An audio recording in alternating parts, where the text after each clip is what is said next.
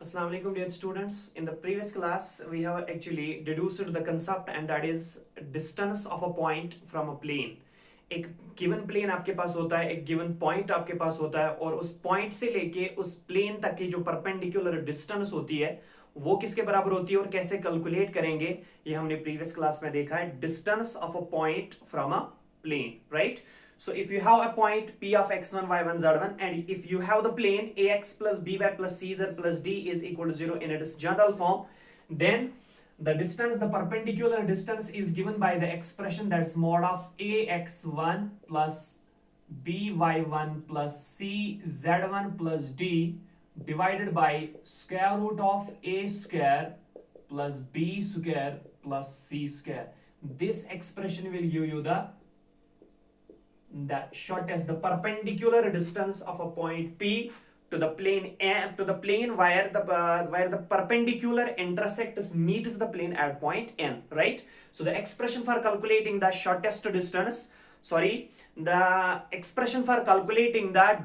perpendicular distance of a point from a plane, and that is ax1 plus by1 plus cz1 plus d divided by square root of a square plus b square plus c square.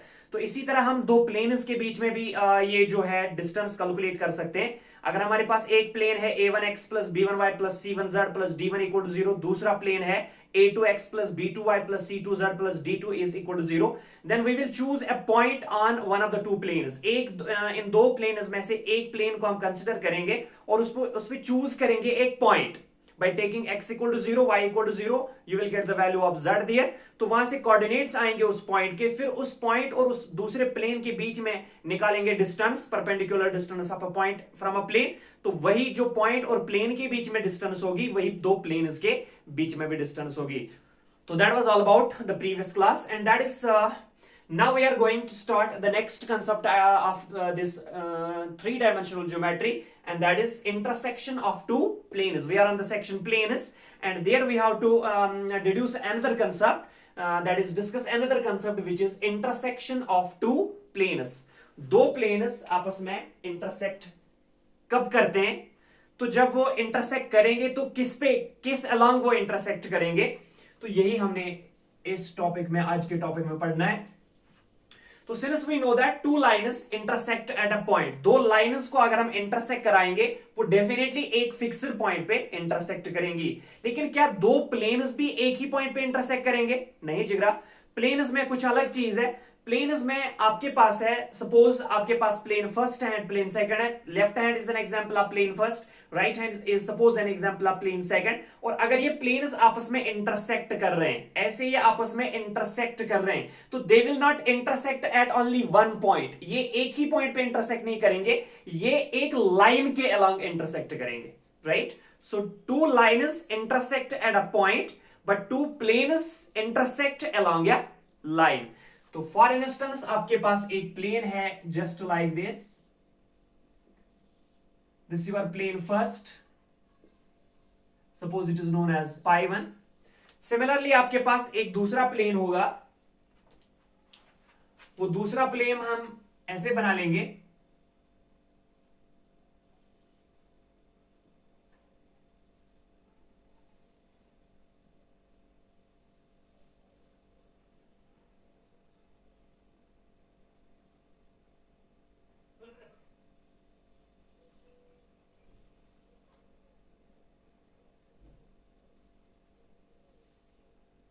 So these two planes will intersect along the line this. ये वो line रहेगी जिस line के through ये आपका जो black colour से मैंने प्लेन बना दिया है, ये आपका प्लेन pi1 है, फर्स्ट प्लेन है. और ये जो ब्लू से बना दिया है ये आपका प्लेन सेकंड है. And it is obvious from the figure that these two planes will intersect along this line. ये इस लाइन के along intersect करेंगे. तो सपोज ये आपका प्लेन pi2 है यहां पे, और दिस वन ये आपके पास pi1 प्लेन है. So two planes when intersect each other, they will definitely intersect along a line. तो सबसे पहले हम यही बात प्रूव करेंगे कि सच में दो प्लेन्स लाइन के अलॉन्ग इंटरसेक्ट कर रहे हैं या नहीं कर रहे हैं। तो for that we must have two planes pi 1 and pi 2। तो यहां पे मेंशन कर देंगे let pi 1 and pi 2 be two intersecting planes. Suppose pi 1 और पाई 2 हम ले रहे हैं दो इंटरसेक्टिंग प्लेन्स, एंड तो जिस लाइन के अलोंग ये आपस में इंटरसेक्ट करेंगे ये दो प्लेन्स, उस लाइन के अलोंग हम कोई भी पॉइंट ले लेंगे, सपोज ए, और उस पॉइंट का पोजीशन वेक्टर ले लेंगे स्मॉल ए, राइट।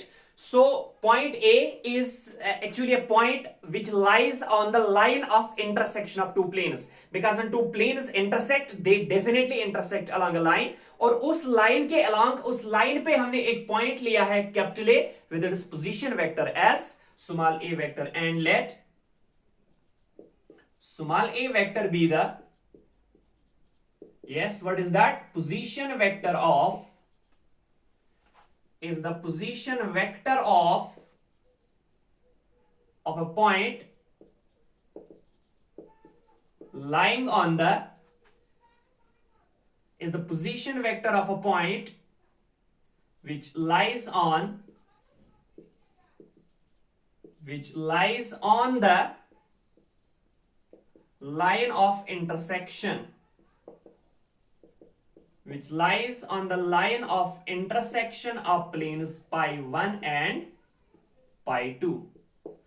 तो जिगरा इन प्लेन्स की इक्वेशन फिर क्या रहेगी? प्लेन की इक्वेशन हम स्टैंडर्ड फॉर्म में क्या लेते हैं? R vector dot N vector is equal to what?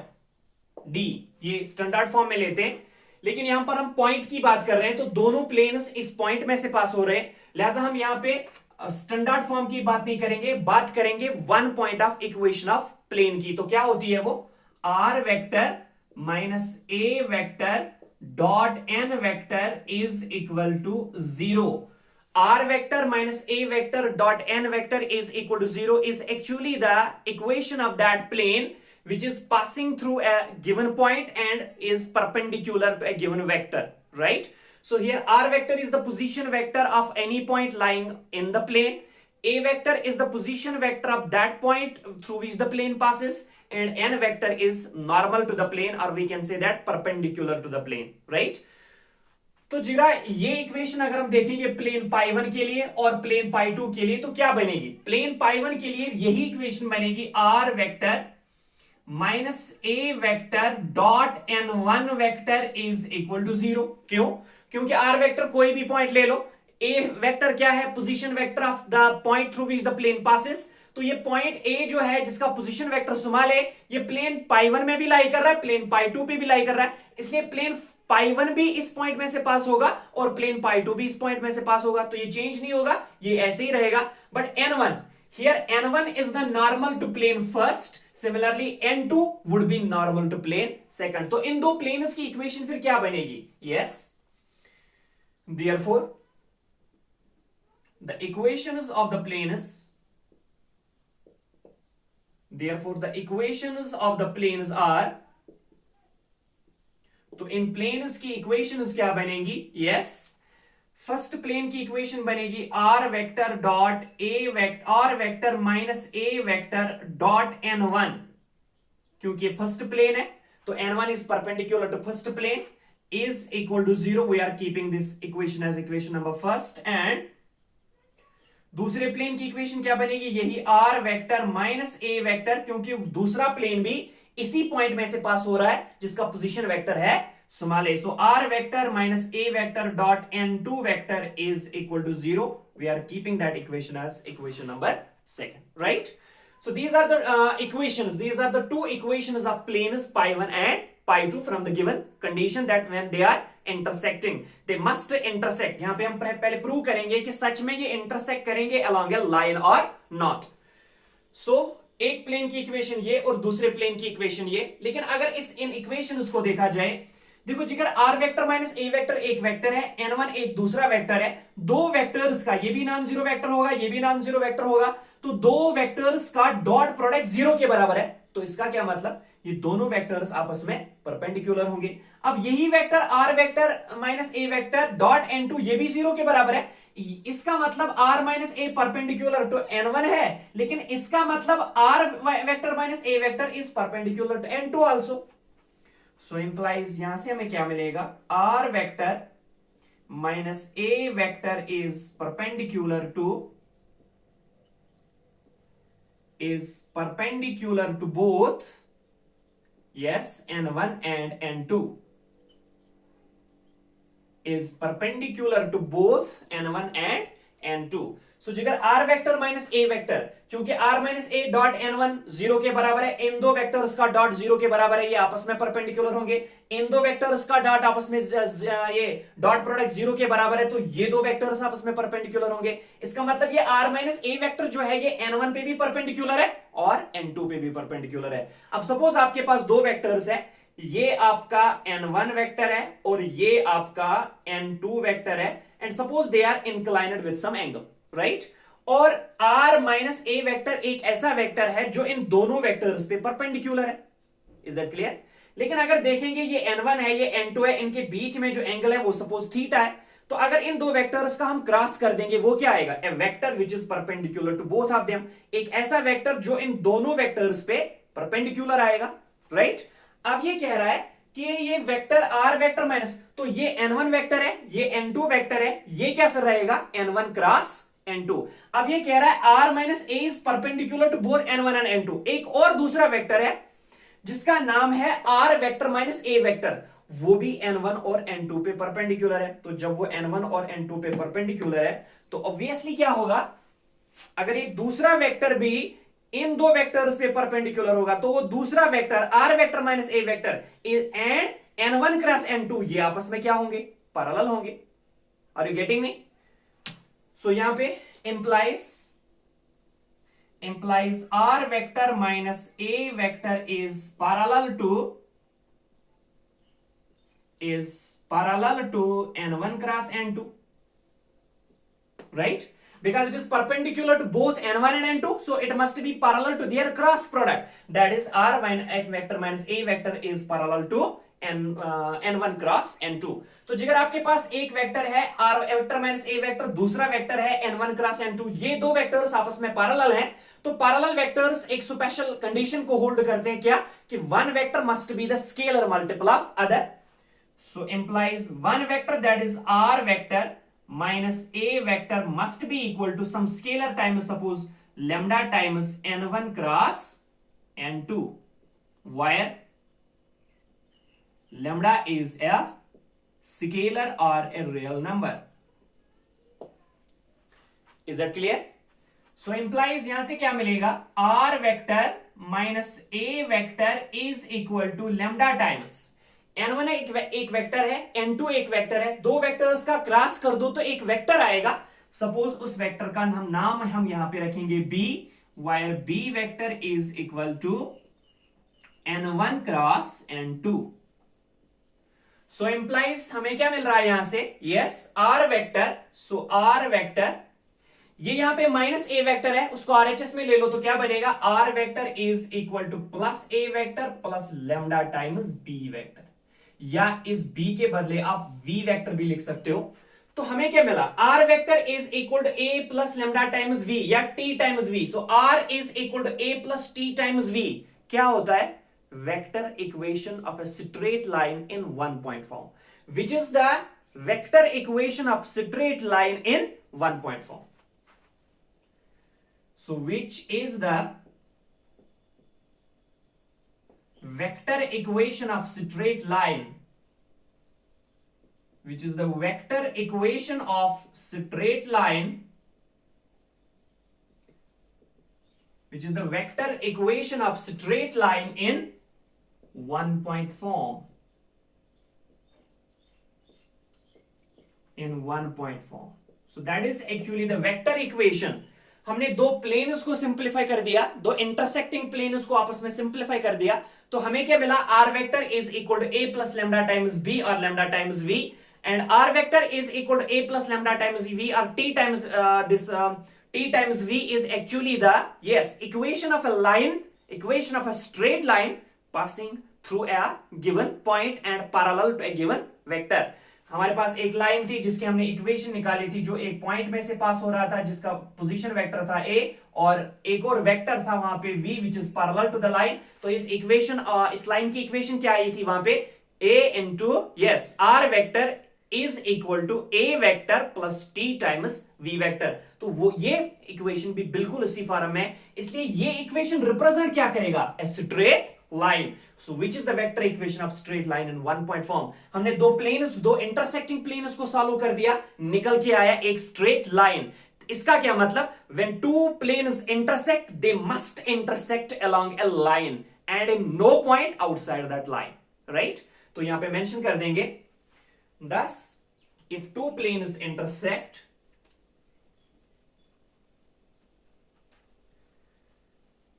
if two planes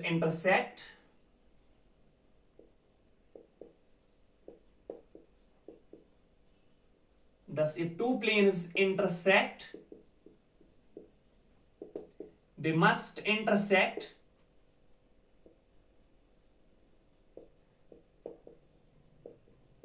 must intersect along a line and in no point outside it।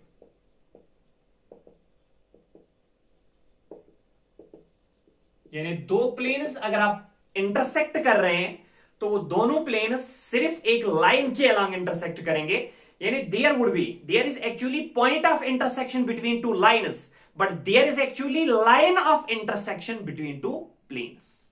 Are you getting me? I'm repeating the fact, there is actually point of intersection between two lines, straight lines, but there is a line of intersection between two planes। तो यही prove कर रखा है, यही prove करना था कि दो प्लेन्स अगर इंटरसेक्ट कर रहे हैं तो they must intersect along a line. Now इसी के रिलेट अनदर इंपॉर्टेंट टॉपिक है कि plane passing through the line of intersection of planes. यानी अगर आपके पास दो प्लेन्स है, एक का नाम है पाई 1, दूसरे का नाम है सपोज यहां पे पाई 2, जिस लाइन के अलोंग ये इंटरसेक्ट कर रहे हैं उस लाइन के अलोंग, उस लाइन में से जो प्लेन पास होगा या जितने भी सारे प्लेन्स उस लाइन के थ्रू पास होंगे, उन सारे प्लेन्स की इक्वेशन किस फॉर्म में होगी। Next we are going to discuss that thing। Now we are on the concept, and that is planes passing through the line of intersection of two planes। आपके पास यहाँ पे दो प्लेन्स हैं, ये ब्लैक प्लेन जो है दैट्स डिनोटेड बाय पाई 1, और ये ब्लू प्लेन जो ब्लू कलर से बनाया गया प्लेन है, and suppose that is pi 2, and these two planes are intersecting along this line. ये इस लाइन के अलोंग इंटरसेक्ट कर रहे हैं, और हमें आप निकालना है उस प्लेन की इक्वेशन या उन सारे प्लेन्स की इक्वेशन जो इस लाइन ऑफ इंटरसेक्शन के यानी इस लाइन और इंटरसेक्शन में से, लाइन ऑफ इंटरसेक्शन में से पास हो रहे हैं, right.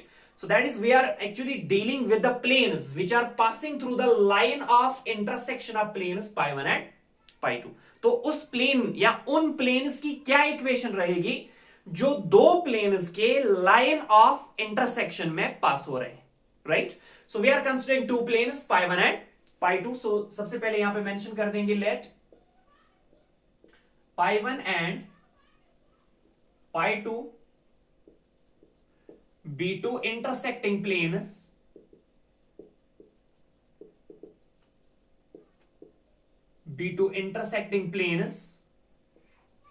with their respective equations as,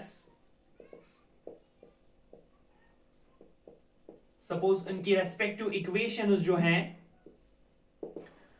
plane first की equation suppose r vector dot n1 vector is equal to d1 है in the standard form, keep it as first, and दूसरे plane की जो इक्वेशन है वो बन रही है r vector dot n2 vector is equal to d2, that is the plane equation of plane second। r vector is the position vector of any point on the plane first, and n1 vector is vector perpendicular to plane first। Similarly, r vector is again the position vector of any point on this plane second, and n2 is that vector which is perpendicular to plane second, right। now अब हम एक point p choose करेंगे, और वो point p उसका suppose हम position vector ले लेंगे s vector, small s vector. now let P with position vector small s be any point on the line of intersection of planes pi1 and pi2, as we know that two planes must intersect along a line. तो एक point P consider कर रहे हैं जिसका position vector हम small s ले रहे हैं, और ये पॉइंट हम कंसिडर कर रहे हैं कि ये किस पे लाई कर रहा है, on the line of intersection of planes first and second are pi1 and pi2. Let point P with position vector small s be a point on the line of intersection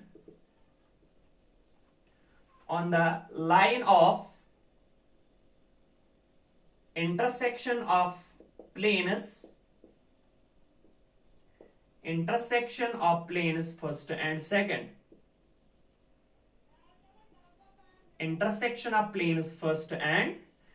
तो प्लेन फर्स्ट और plane second जहां पे intersect कर रहे हैं, जिस line के along intersect कर रहे हैं, उसी लाइन पे हम एक पॉइंट P चूज कर रहे हैं जिसका पोजीशन वेक्टर है स्मॉल s. तो ये पॉइंट P चूंकि लाइन ऑफ इंटरसेक्शन पे लाई कर रहा है, इसलिए प्लेन pi1 में भी होगा, इसलिए ये प्लेन pi2 में भी होगा. सो देयरफॉर ये पॉइंट s pi1 को भी सेटिस्फाई करेगा, pi2 को भी सेटिस्फाई करेगा.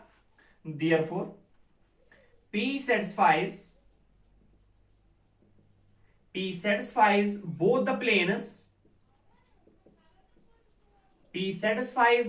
planes pi1 and pi2. लिहाजा ये दोनों प्लेन्स को सेटिस्फाई करेगा. सेटिस्फाई करने का मतलब वहां पे जो अननोन पोजीशन वेक्टर है वो रिप्लेस होगा किससे, s से, क्योंकि पॉइंट P का पोजीशन वेक्टर है स्मॉल s. तो वहां पे अननोन पोजीशन वेक्टर कौन है, r. तो इक्वेशन क्या बनेगी, s dot n1 is equal to d1. We will get s vector dot n1 vector is equal to d1. S vector dot n1 is equal to d1, and जब second plane को satisfy करेगा तो इसका मतलब यहां पे second रखेंगे इसका नाम. तो जब सेकंड प्लेन को सेटिस्फाई करेगा, अननोन पोजीशन वेक्टर जो r वेक्टर है that must be replaced by again s, and s vector dot n2 vector must be equal to d2. Is it clear? अब क्या करेंगे जिगरा, ये equation s dot n1 is equal to d1 और s dot n2 is equal to d2 जो है, इन दो equations में हम पहले मल्टीपल करेंगे. फर्स्ट इक्वेशन को मल्टीपल करेंगे लैम्डा से, सेकंड इक्वेशन को मल्टीपल करेंगे दूसरे स्केलर म्यू से, फिर आपस में ऐड कर देंगे. तो जब इसको लैम्डा से मल्टीपल करेंगे ये बनेगा lambda times s dot n1 is equal to lambda times d1. जब यहां पे म्यू से मल्टीपल करेंगे तो ये बनेगा mu times s dot n2 is equal to mu times d2. फिर आपस में ऐड कर दो तो LHS को LHS के साथ ऐड होगा तो क्या बनेगा, लैम्डा टाइम्स, या पहले यहां पे मेंशन कर देंगे मल्टीप्लाइंग, तो फिर इसका नाम यहां पे थर्ड रख लेंगे, इसका नाम यहां पे फोर्थ रख लेंगे. Multiplying equation third by lambda and fourth by mu, and then adding, और फिर ऐड कर दो, and then adding we get, yes, what we get, lambda times s dot n1. So lambda times s dot n1 plus lambda times mu times s dot n2, mu times s dot n2 is equal to lambda times d1 plus mu times d2. ठीक है जिगरा, third को multiple किया lambda से both sides, fourth को multiple किया mu both sides, फिर क्या किया, फिर आपस में ऐड कर दिया, तो LHS का LHS से और RHS का एडिशन RHS से, right. So this can be further written as implies, look here, अगर इस टर्म और इस टर्म को देखेंगे, यहां पे भी s डॉट है, यहां पे भी s डॉट है, तो bye distributive property this s dot, इसको हम कॉमन लेके आएंगे, तो क्या बनेगा एक्चुअली, s वेक्टर डॉट, यहां पे बचेगा lambda n1 plus mu n2, and that must be equal to lambda times d1 plus mu times d2. Lambda times s dot lambda times n1 plus mu times n2 is equal to lambda d1 plus mu d2. यानी ये s vector जो है, जो position vector of point P है, तो ये फिर एक जनरल इक्वेशन को सेटिस्फाई करेगा। जनरल मतलब जनरल में हम क्या लेते हैं, आर।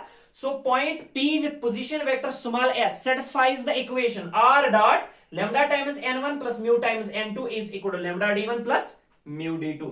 तो यहां पे मेंशन कर देंगे क्योंकि जनरल फॉर्म में ये एक्चुअली यहां पे आर है। अब हमने इसमें पॉइंट पी को डाला है जिसका पोजीशन वेक्टर एस है, तो हम कहेंगे a point p with position vector small s satisfies the equation r dot lambda n1 plus mu n2 is equal to lambda d1 plus mu d2. So implies p with position vector small s satisfies the equation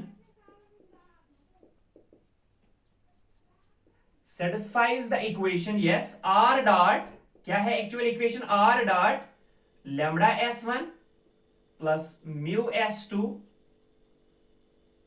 is equal to lambda times d1 plus mu times d2. Clear.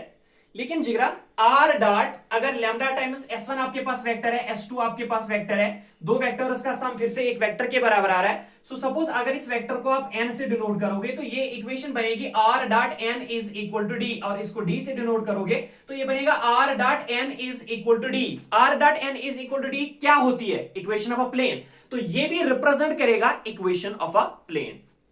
But r dot lambda s1 plus mu s2 is equal to lambda times d1 plus mu times d2 represents the equation of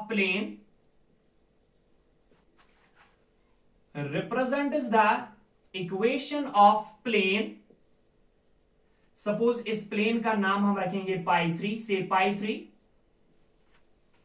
equation of plane से, क्योंकि pi 3 होगा lambda dot n1 is equal to d, एक plane है लेकिन ये एक तीसरा plane है तो इसको हमने डिनोट किया है किससे, पाई 3 से। So represents the equation of a plane से पाई 3 सच दैट अगर ये पोजीशन वेक्टर r जो है, ये पोजीशन वेक्टर किसी भी पॉइंट का पोजीशन वेक्टर है जो इन दो प्लेन्स में लाई कर रहा है, तो that point will lie along this line, क्योंकि r vector dot lambda s1 plus mu s2 ये एक्चुअली दो प्लेन्स का सम हमने लिया है, लेकिन r वेक्टर इन दोनों प्लेन्स को सेटिस्फाई कर रहा है। इसका मतलब r वेक्टर भी इसी लाइन ऑफ इंटरसेक्शन पे होगा।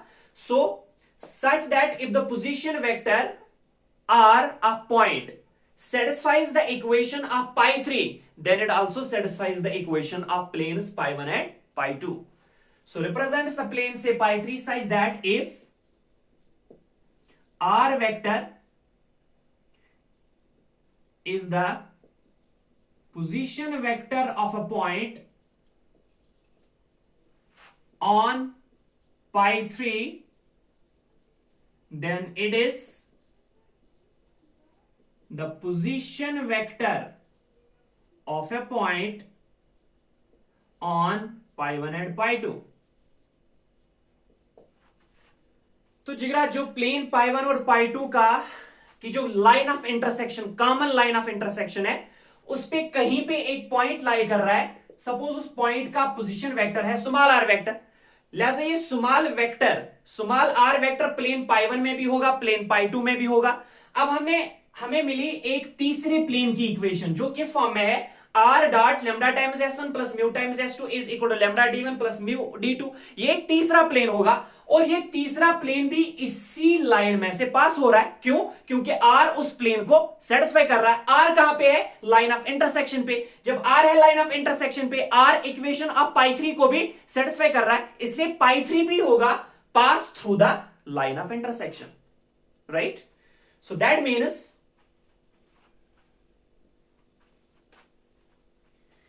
मीन्स ये इक्वेशन जो बन गई r dot lambda s1 plus mu s2 is equal to lambda d1 plus mu d2 would be the equation of plane passing through the line of intersection of planes pi 1 and pi 2. Thus, r dot lambda s1 plus mu s2 is equal to lambda times d1 plus mu times d2 represents the equation of a plane represents the equation of a plane, represents the equation of a plane passing through the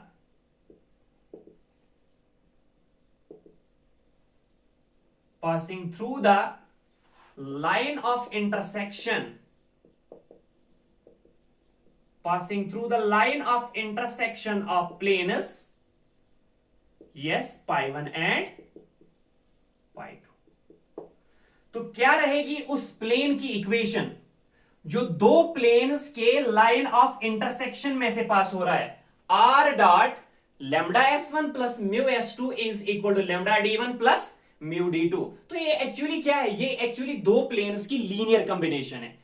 अगर इन planes को, अगर पाई 1 को हम represent करेंगे general form में, suppose pi 1 की equation आपको general form में मिल रही है a1x plus b1y plus c1z plus d1 is equal to 0, और पाई 2 की इक्वेशन सपोज आपके पास है a2x plus b2y plus c2z plus d2 is equal to 0. तो फिर ये दो प्लेन्स हैं, सपोज ये दो इंटरसेक्टिंग प्लेन्स हैं, तो इन दो प्लेन्स के लाइन ऑफ इंटरसेक्शन में जो तीसरा प्लेन पास होगा उसकी इक्वेशन क्या होगी? जस्ट द लीनियर कॉम्बिनेशन, क्योंकि lambda s1 plus mu s2 equal to lambda d1 plus lambda d2, ये प्लेन फर्स्ट और प्लेन सेकंड की लीनियर कॉम्बिनेशन बन रही है. तो यहां पे भी लीनियर कॉम्बिनेशन बना दो, यानी पहले स्केलर से मल्टीपल कर दो फिर बाद में सम. तो ये क्या बनेगा? यहां पे लीनियर कॉम्बिनेशन क्या बनेगी? Lambda times a1x plus b1y plus c1z plus d1 plus some scalar mu times a2x plus b2y plus c2z plus d2. यहां पे अगर आप लैम्डा d1 और लैम्डा d2 को इसमें LHS में लेके आओगे तो RHS में क्या बचेगा? 0. वो वेक्टर फॉर्म में है इक्वेशन प्लेन पाई 3 की इक्वेशन, और ये इक्वेशन रहेगी in terms of cartesian form. तो क्या होती है उस प्लेन की कार्टेशियन इक्वेशन? जो प्लेन दो प्लेन्स के लाइन ऑफ इंटरसेक्शन में से पास हो रहा है. Lambda times first plane without 0, वहां पे इक्वल टू 0 हम लेते हैं, उसको छोड़ो. So lambda times first plane without 0 plus mu times second plane without 0 is equal to 0. Must be the equation of that plane which passes through the line of intersection of two planes. अब lambda आपके पास एक scalar है और suppose lambda को हम 1 ले लेंगे तो 1 इनटू दैट थिंग तो यही बनेगा, और यहां पे म्यू को सपोज रिप्लेस करेंगे लैम्डा से, तो इक्वेशन क्या बनती है? a1x plus b1y plus c1z plus d1 plus lambda times a2x plus b2y plus c2z plus d2 is equal to 0. ये भी यहां पे लीनियर कॉम्बिनेशन है कार्टेशियन फॉर्म में, ये भी यहां पे लीनियर कॉम्बिनेशन है बट वेक्टर फॉर्म में. तो जिगरा, अगर आपके पास दो प्लेन्स हैं, पाई 1 जिसकी इक्वेशन ये है और पाई 2 जिसकी इक्वेशन ये है, तो सपोज ये दो प्लेन्स आपस में इंटरसेक्ट कर रहे हैं, तो they will definitely intersect along a line. ये through along a line intersect करेंगे.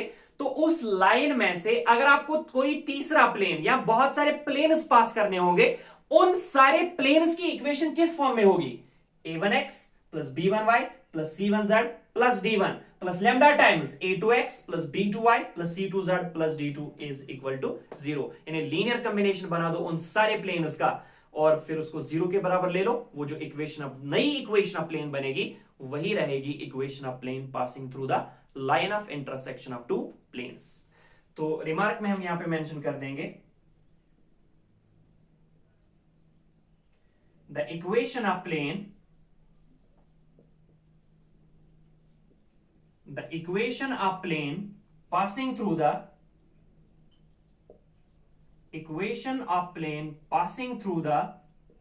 line of intersection of planes. कौन कौन से plane? a1x plus b1y plus c1z plus d1 is equal to 0 and a2x plus b2y plus c2z plus d2 is equal to 0 is plane first की equation, that is a1x plus b1y plus c1z plus d1 plus यानी linearly इनको combine कर दो So plus some scalar times, that is lambda times a2x plus b2y plus c2z plus d2 is equal to 0. तो ये equation जो रहेगी, that must be the equation of that plane which is passing through the line of intersection of planes pi 1 and pi 2. तो जिगर आपके पास दो planes हैं, pi 1 और pi 2, उस तीसरे प्लेन पाई 3 की इक्वेशन क्या रहेगी जो इन दो प्लेन्स के लाइन ऑफ इंटरसेक्शन में से पास हो रहा है? तो डायरेक्टली पाई 1 की इक्वेशन डाल दो, दैट इज पाई 1, लेकिन without zero, is equal to zero नहीं, खाली एलएचएस उसका. सो पाई 1 प्लस कर दो some scalar times lambda times pi 2, फिर से जीरो के बगैर, इक्वालिटी के बगैर, ठीक है जिगरा. So pi 1 plus lambda times pi 2 is equal to 0. ये इक्वेशन जो बनेगी, that must be the equation of plane pi 3 which is passing through the line of intersection of planes first and second, or pi 1 and pi 2. So all about the concept of intersection of planes and equation of planes passing through the line of intersection of two planes, right? So now I think this is the building material for our exercise, and that is last exercise of this unit excluding miscellaneous. इसके बाद miscellaneous भी है. So we should have some fun with the exercise 11.3, but that we will do in the next class.